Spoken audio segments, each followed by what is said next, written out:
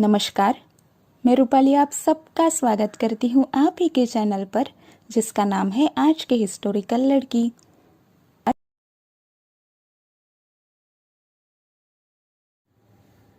दासबोध ग्रंथ में 20 मुख्य विषय है जिन्हें दशक कहा गया है और 10 उपविषय है जिन्हें समास कहा गया है। कुल मिलाकर समर्थ रामदास जी ने इस ग्रंथ में 200 स्वतंत्र विषय सहजता से निभाए हैं। संतों की भाषा तो सरल होती है, लेकिन इससे जो अर्थ निकलता है वह गूढ़ और गहरा होता है। हम जितना अधिक उसके बारे में सोचते हैं, उतने ही अधिक से अधिक गहरे अर्थ हमें समझ में आ जाते हैं। इस ग्रंथ के एक एक शब्द, एक एक वाक्य का अर्थ भी ऐसे ही गहरा है। इसलिए हम एक एक शब्द या एक एक वाक्य का अर्थ ना देखकर इस बात पर विचार करेंगे कि इस ग्रंथ से अभी की पीढ़ी को क्या समझने की आवश्यकता है।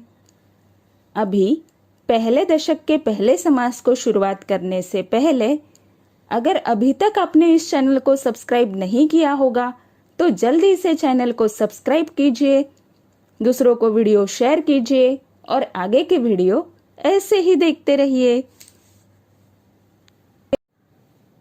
पहले दशक के पहले समास के शुरुआत से ही यह ग्रंथ बाकी ग्रंथों से अलग है, यह समझ में आ जाता है।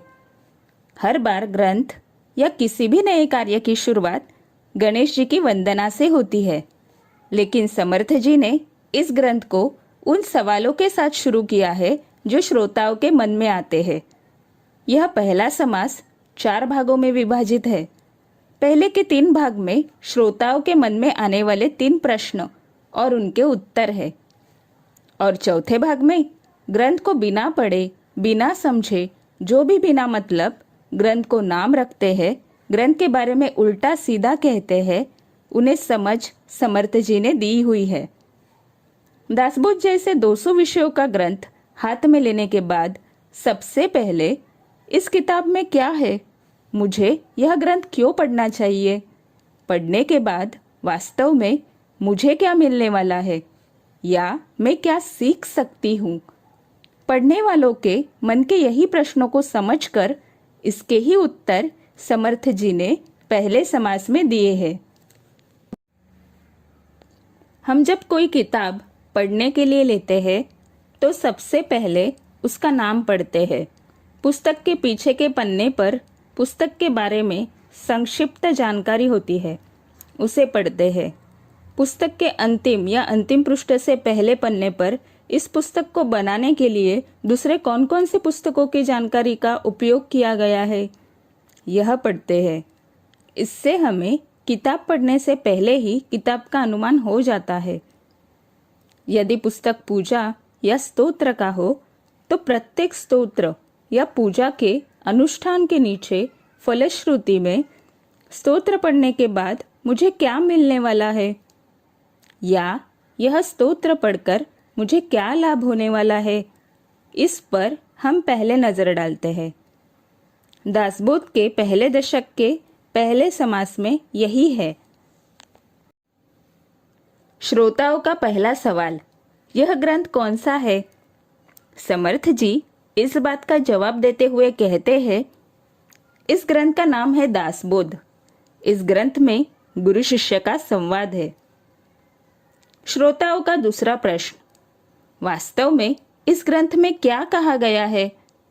इस सवाल के जवाब में समर्थ जी ने पूरे ग्रंथ में कौन कौन से विषय शामिल किए गए हैं, इस विषय की जानकारी दी है।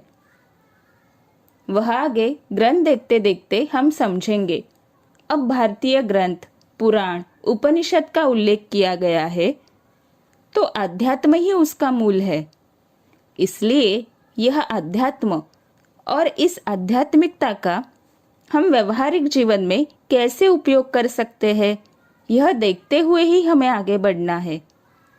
राजनीति, धर्मशास्त्र, अर्थशास्त्र, समाजशास्त्र, साहित्य, विज्ञान, कला और शिक्षा को संस्कृति के 8 अंग मतलब अष्टांग कहा गया है। पूरा दासबोध पढ़ते समय इन सभी बातों पर किया गया विचार समय समय पर समझ में आ जाता है। हर एक चीज़ों का इतने गहरे दृष्टि से विचार करने के बावजूद प्रत्येक मुद्दे को एक एक विषय के साथ बहुत ही सरल भाषा में प्रस्तुत किया गया है। मिलते हैं अगले भाग में, तब तक के लिए नमस्कार।